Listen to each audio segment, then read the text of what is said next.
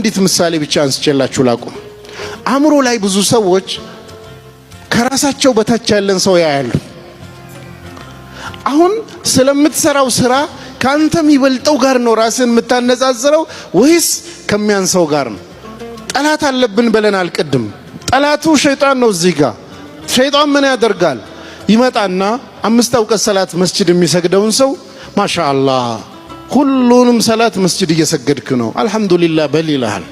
ላንተ አዝኖልህ አይደለም ደስ ይልህና አልহামዱሊላህ ትላል። ከዛ አስቀጥሎ ምን ይላል? ስንት ሰው ቤቱ ተኝቷል በዚህ ሰዓት፣ ስንቱ ሰላት ቤቱ እየሰገድን፣ አንተ እኮ ከስንት ሰው ትበልጣለህ ይላል። ከዛስ እበልጣለሁ የሚል ስሜት ውስጥ ይፈጠራል። የቀረው ላይ ትረት አድርገ በኹሹ በጡማኒና በተሻለ መልኩ መስገድን አላማ ማድረግ ሲገባ ካንተ በታች ያሉትን ታይና እኔ ይሻላለሁ የሚል ስሜት ይፈጥራል።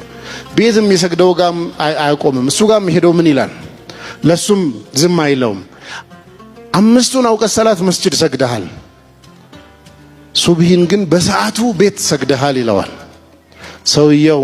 ማሻአላህ ከዛስ ስንት እኮ ተኝተዋል በዚህ ሰዓት ሰላት ፀሐይ ከወጣ በኋላ የሚሰግድ ስንትና ስንት ሰው አለ ይላል።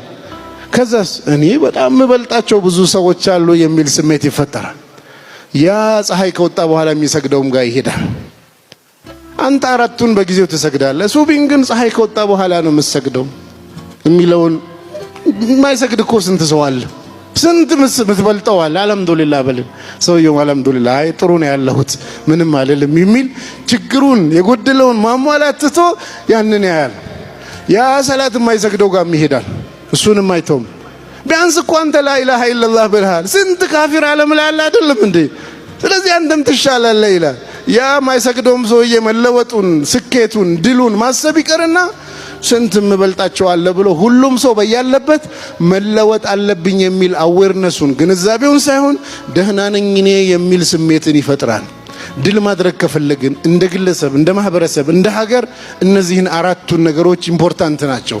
ድል ለማድረግ የሚያበቃ አስተሳሰብ ማይንድ ሴት መገንባት፣ ድል ለማድረግ የሚያበቃ የአላህ እገዛ የሚያስገኝልን ቀልብ ባለቤት መሆን፣ 3ኛ ድል ለማድረግ የሚያበቃ ፕሪፓሬሽን ዝግጅት ተግባራዊ እጃችን ላይ ምን አለ፣ 4ኛ ድል ለማድረግ የሚያበቃ ጽናት